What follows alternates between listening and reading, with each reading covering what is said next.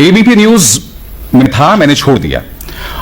और छोड़ने की वजह क्या थी कि एक दिन मैं एंकरिंग कर रहा था और सुल्तानपुर में एक रेस्टोरेंट मालिक पर गोली मार दी जाती है।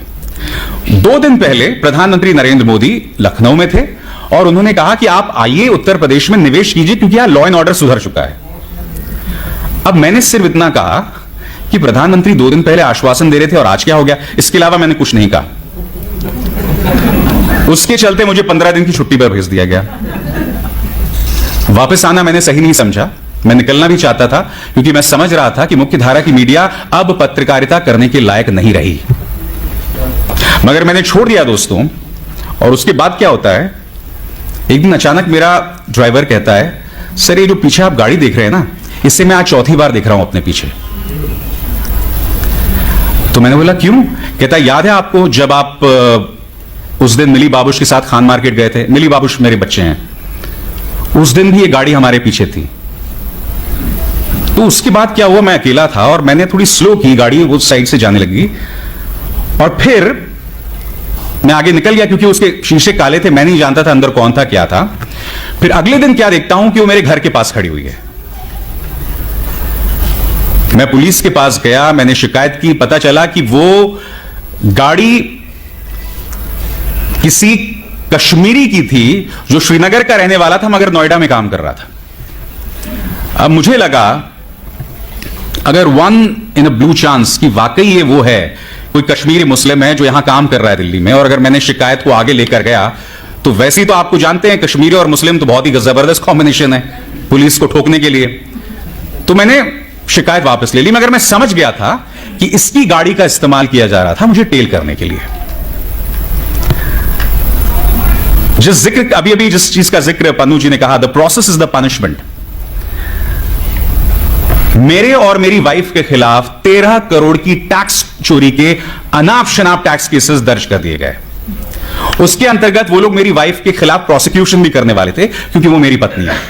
करीब 8 या 9 महीने तक उनके प्रमोशन को रोक के रखा गया और उनके साथ बैच था 8 और लोगों का, सिर्फ इसलिए क्योंकि उस बैच का हिस्सा मेरी वाइफ भी थी। और मुझे याद है जब ये तमाम चीजें होती थी तो आपके अपने ही जो कुछ और पत्रकार मित्र होते थे वो उसको लेके मजे लिया करते थे और कुछ लोग कहते थे अरे कोई बात नहीं यार, अगर तुम सच्चे हो तो डरने की क्या बात है। मैंने बोला डरने की तो कोई बात ही नहीं है, मगर जैसे कहा ना कि जो प्रक्रिया है वही सजा है। The process this is the punishment. 2002 से लेकर 2017 तक जिस नर्क से प्रजापति परिवार गुजरा है वो प्रक्रिया ही पनिशमेंट है, वही प्रक्रिया सजा है। 2017 से पहले ये वो शख्स था जिसके सामने इस राज्य के गृह मंत्री जो है नतमस्तक होते थे। तो आप समझ सकते हैं उस परिवार को किस असुरक्षा से गुजरना पड़ा था। तो ये जो प्रक्रिया है ना, यही पनिशमेंट होता है। और आज लोग आसानी से कह देते हैं चलिए कोर्ट केसेस हो गया, कोई बात नहीं है, आप जीत जाओगे यार अगर आप सच्चे हो। मगर आप समझते नहीं हो वो जितने भी दिन चलता है, आप जिस टॉर्चर से गुजरते हैं आप तो अंदाजा लगा ही सकते हैं उसका, मगर लोग जिस टॉर्चर से गुजरते हैं आप समझ नहीं सकते वो कितनी बड़ी सुरक्षा है। मगर मैं यही कहूंगा आप लोगों से कि समर्थन दीजिए हमारे उन पत्रकारों का जो इन छोटे छोटे इलाकों पर काम कर रहे हैं।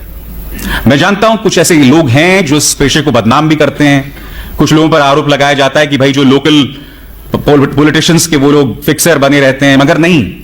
फिर पवन जायसवाल जैसे पत्रकार भी हैं, एक मिसाल हैं छत्रपति जी जैसे भी।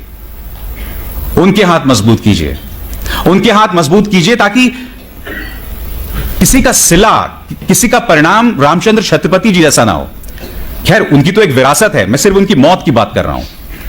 वो आज जिंदा होते तो मैं नहीं जानता उनके जरिए और वो क्या क्या कर सकते थे, मगर हां उनकी शहादत ने हम सबको एक मिसाल दी है। और दोस्तों जाते जाते मेरा अपना वो फलसफा है और ये फलसफा मैं अक्सर उन पत्रकारों को देता हूं जो इन मुश्किल हालात में अपना काम करते हैं। इन तेज हवाओं से घबराना नहीं है, तेज हवाओं से ना घबरा ए बाज, ये तो आती ही है तुझे ऊंचा उठाने के लिए।